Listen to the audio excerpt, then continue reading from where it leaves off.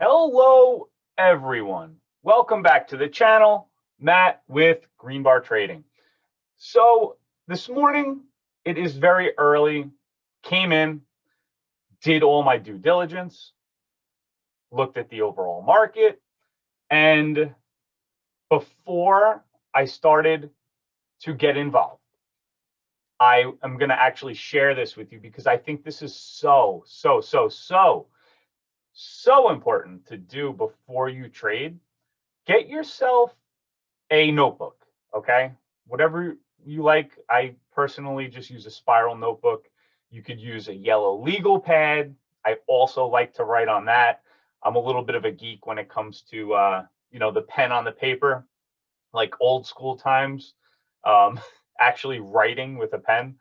But I like to take notes on a notebook, on a notepad, whatever, before I'm trading. And what I write down is what I want to accomplish during that trading session. And it's very specific.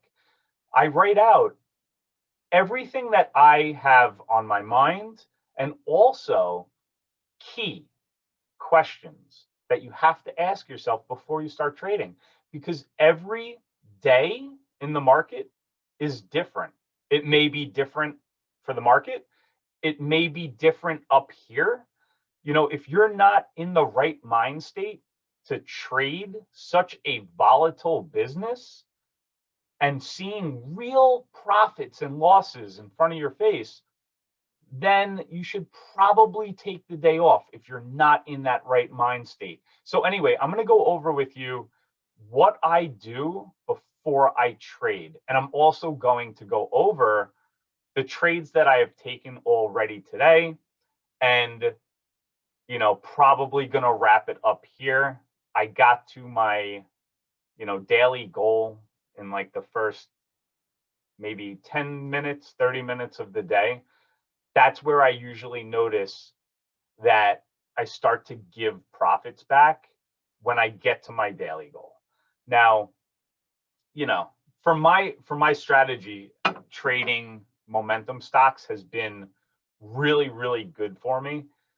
My accuracy is very high trading these stocks, and I seem to have a good discipline on when to cut these losses. And I think a lot of people struggle with that, and they let the stock go if they go into a drawdown, hoping that it bounces back, because a lot of these stocks, if you get in at a bad price, sometimes you get rewarded for bad behavior.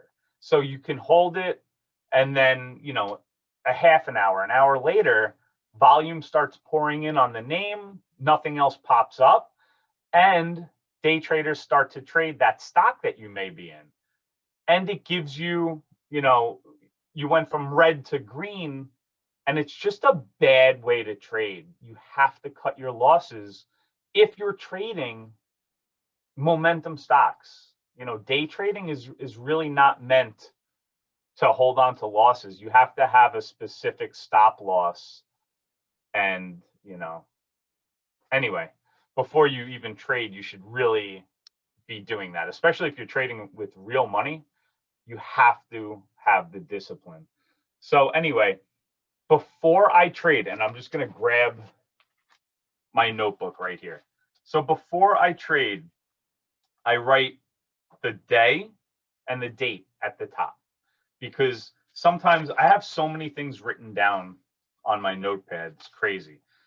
I like to just start fresh sheet of paper, write the day and the date right at the top, and just have that one page for the specific morning or day that you're trading. So on the top, I have read your rules before trading and follow them. This is self-explanatory. I don't have to cover actually following rules. We all know what we have to do, but I like to read this every morning. It just, it reinforces, before you're about to trade, it just reinforces that really importance of following rules. So number two, what I always do is I like to read this: honor your stop loss and honor your max loss. So whatever you set up for the day, your max loss, just stop there. These days, if you hit your max loss, can always get so much worse. And then you look back and say, if I would have just walked away at my max loss and my rules, I would be so much better off. And that's really the key to this. Because, you know, if you get to the point where you're consistent, you're not going to have that many red days. And when you do have red days, if you keep those days small, you're going to just notice how drastic your trading and your profits change. It's letting those days, those big days, get away from you, and they can all be prevented if you just stop trading. I don't care if it's the first trade of the day. Just honor your rules. If that's something that you did, now not everybody has to make, you know, the same rules, but if that's one of your rules, then follow it. Don't just say my max loss is, you know, XYZ, whatever it is, and then keep trading beyond it. And now you're down fivefold from where you would have been if you would have just stopped, and now you're in a bad mood and you ruin the entire week because you don't follow this. So this is what I read before I trade. Now, the last thing that I read: don't force trades. If nothing presents itself, don't trade. This has to be one of the hardest things in day trading because it is so easy to trade. All I have to do here is press a button and I'm in a trade. Right now, I could just trade right now. It's so hard to just, you know what, take your hands, put them right under your butt, just sit on your hands sometimes. It's just really so key. So, and then I have here, this is all stuff that I've written down this morning. It's not possible to have a bad week if you honor your max loss. This is so important. It is not possible to have a bad week if you honor your max loss. And that just means exactly what I said before. It could always be way worse. Sometimes walking away at your max loss is a huge win. It's a huge win for your mind, for your mental, for your stages of getting to be a great trader. Sometimes leaving at your max loss is a huge victory. And those of you that have been trading for a long time will understand what I mean. And then I write here, have fun. This is extremely fun. It can be the most rewarding, fun experience if you stay out of your own bad habits and, you know, just have fun, enjoy things. And if there isn't anything to trade, we always have the Discord. You could go in there, you can kill time, you can help other traders out by calling out, you know, ticker symbols that might be moving. There's always something to do. You don't have to force it. So now, these are 3 questions that I ask myself before I take a trade. Number 1, how is the market for my strategy? So you have to ask yourself that. How is the market right now as you're looking at it? How is it for your strategy? Is it cold or is it hot? And circle one of them. If it's cold, circle the cold. And for momentum, it has been a little chilly. It hasn't been really red hot. We saw a couple of days last week with certain, you know, certain stocks like Neuro was just ridiculous. It went up like tenfold. That is nice momentum. I would be circling hot during those couple of days. Well, all the other days, there's the circle here is cold. So if it is cold, you got to dial back your share size. And that's exactly what I did this morning. When I go over to sharing my screen and going over my trades, I dial back my share size because I circle cold. Number two, how do the pre-market gappers look? Are they strong or are they weak? Once again, you can circle one of those. This is what I do. And number three, probably one of the more important things. Are you in a good mind state to trade? Yes or no?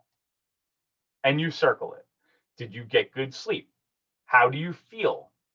Are there other things going on in your life that are not going to be able to allow you the focus that is needed to trade these crazy markets? You have to be so focused. You have to be like a razor blade. You really have to be sharp. Your edge has to be dialed in and razor sharp if you want to be consistent. So ask yourself that. Are you in a good mind state to trade? Yes or no? So anyway, that is what I do before I settle in and before I ever click any buttons. Those are the things that I like to put in my mind before I'm trading.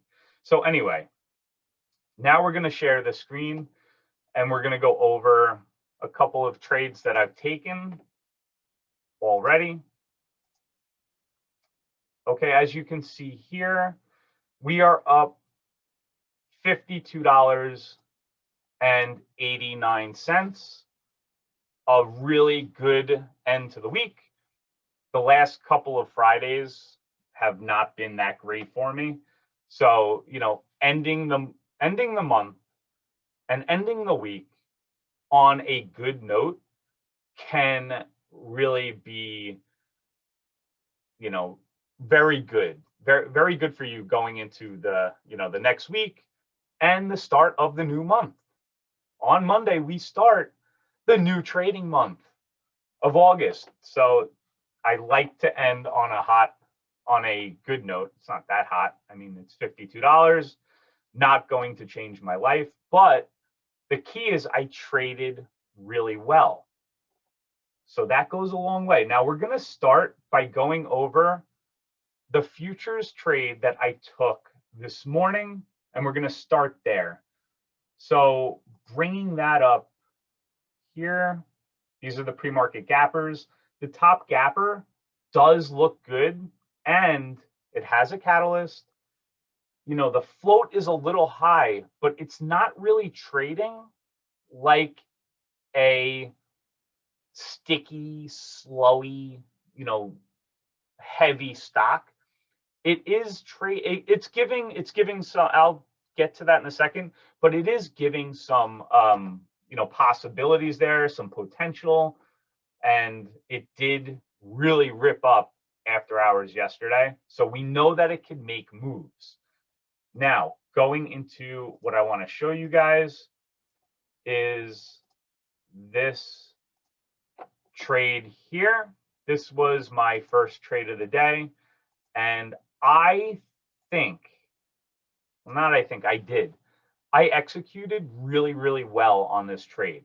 So now to get a little bit of context of where we were coming from, this was what we were looking at going in to where the volume comes in. Like I always say, around 3:30 in the morning, try to take a look at where price is coming from when the UK starts to trade, when Europe, Asia, when their markets start to trade, when their traders can possibly be trading the US futures. And a lot of times you're going to see market direction start to give you some hints. It's going to start to tell you maybe where we're going to be headed. Is the reversal really going to happen? Because, you know, over here down at the bottom, you know, we were down a whole bunch on the S&P 500. I think we were down over 40 points in the red at this point. we started to notice a little bit of a reversal. And once we get over VWAP, this is where we start to set our pre-market high in my mind. So right here, and you can see if you look here at what just happened about 15 minutes ago, we came up to that previous high like I always talk about, and we started to see resistance, and then we come back down. This is totally normal for how a market trades. We don't ever just keep going straight up. We don't ever just keep going straight down. The market goes like this. It goes up and down, up and down. When you rocket up, there's going to be profit taking. There's going to be a period where you see a retracement of price until the next move up. So that's what we did here. Now, when I was looking to trade this, all I did was I start to map out and draw out some key trend lines that I notice. And one of those trend lines actually enabled me to make this a green trade. And this is really, really important. So this bottom trend line that you see here, it hits here, here, here, and then here. Now it hit here after I took my trade. I drew the trend line before I took my trade. So the stop loss, if you see this white arrow down here, I set my stop loss for just under this trend line because I noticed that we were trading in a channel here. So I didn't want to set my stop just below VWAP, which is what a lot of beginners will do. They'll set a stop below VWAP thinking that since it bounced here, that there's a possibility that it'll bounce off VWAP again. And if we break VWAP, well, I'll just cut the trade. You have to dig a little deeper. Dig a little deeper and start to realize that, hey, you know what? It looks like I might be in a little bit of a channel here. We haven't made higher highs yet. We're still making lower lows. So that's where you're going to want to start to draw in some trend lines. And that's what I noticed here. I set my stop just below this. It missed my stop by 0.5 point because a lot of times the market makers, whoever's trading this, they see all the huge orders and they're able to use all their capital and scoop up all of those orders to get long, because these are stop losses from people that go long, so they have to sell the contracts back. Well, to get huge, amounts of contracts, these huge money institutions, whoever's trading, they need a lot of people to stop out to sell them the stuff they're going to need for the move higher. This is really tough sometimes to grasp, but once you do, you'll realize that a lot of these wicks, when you see them wick down, over a point, they're just scooping up all of your stops. All of retail stops get just triggered here, and then it gives them some nice bursts. So anyway, I like to set a stop just below these key areas. As you can see here, when we came back down to the exact same price and then ripped up. So my stop loss was under this area. It was a perfect set stop. This was a great trade, a very good trade that I could be proud of. And that's what it was. It was a good trade. So anyway, that was how we started the day.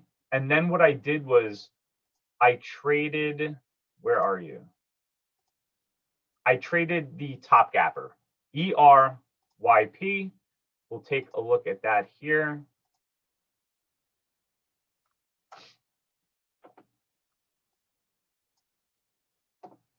Now, this was a very nice start because I took 100 shares here at 636 and I sold it.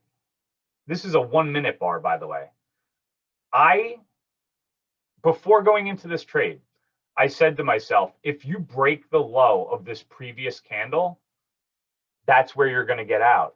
But since we were so far off of the lows, as you can see here, I mean, this thing was ripping up, hitting a high of 22 yesterday. Yeah, yesterday. It hit a high of 22, and then it was up at 10. So I knew, you know what? This thing has been pulling back a lot, and it's the leading gapper, and nothing else was looking good. So with all of that, in the back of my mind, well, there's a good chance I'm going to get some day traders that are trading this. And that is exactly what happened. I mean, here you just see, this is a perfect bounce off of VWAP here. So if I was still trading, there's a possibility I would have taken this trade, especially on a strong move. But the overall market, in my mind, is still a little cold. And that's why I only took 100 shares here. I mean, do I wish, obviously, I took more now? Yeah, but you're not going to ever know that. So, you might as well not even care or think like that, because then FOMO is just going to end up eating you alive. So I actually love to see this. I hope that, some people are taking advantage of this. I went into Discord and I already alerted everybody to this stock. So hopefully they saw it and took advantage. And after I do this recap, I'll get back into Discord because I'm not trading anymore, even though I see this thing still ripping up. I want to end on a good note. Now, when you're in a colder market, you never know when this stuff is just going to stop. So while it did, give us such a great move so far, it is what it is. And this is a great move from 7 to 744 right now as I'm making this. And it's just going to keep going. Let's see if you could break 50, get the push through 50. Very nice. And it's only 7:30. So this is a great move pre-market. In the first half an hour, if you can get a move like this, that is awesome. And let's see what this is gapping up percentage-wise. 80%, awesome. 80% is great. This is going to attract a lot of day traders. And I'm going to get back into Discord and scream at everybody and tell them to look at this one because this is a good one. So anyway, the bounce of VWAP could have been a trade here. It could have also rolled over. We've seen that. We've seen that happening. So anyway, I took 100 shares here in this big green bar. Green bar trading loves trading green bars. So anyway, that was it. I took profit as it pulled back a little bit, and then I just scalped a couple of small trades. Like I said, the key here was to dial back share size. Could I have went in with 500 shares? Yeah, I could have. And it would have been a way bigger win. But the overall market hasn't been that great. And, we were under VWAP. It was the first minute of the day. Would it have been a smart move? For the long term, probably not. That's not really, that's more of just a risky type of gambling type of trade. Sometimes you like to wait and see how the stock plays out, like here. Now we're making higher highs, we're making higher lows. Maybe the bounce off the 9 would be a good entry there. And that's the kind of stuff that I look for. And I also look at the 5-minute chart as well. Don't not look at the 5-minute chart because that's really important. So anyway, that's it for me. Up over $50 this morning. Not a bad way to end. And I think I went on a little long on the video, but I do think that understanding how to get into the right mind state before you trade, it's important. So I hope that you guys did gain some knowledge from the video, and thanks for watching. And I do appreciate you guys hitting the thumbs up for me. It's helped the channel really grow fast, and I do appreciate every one of you and all the great comments. So thank you so much for that. And I will see you guys back on the next video. Everybody enjoy the weekend. Take care.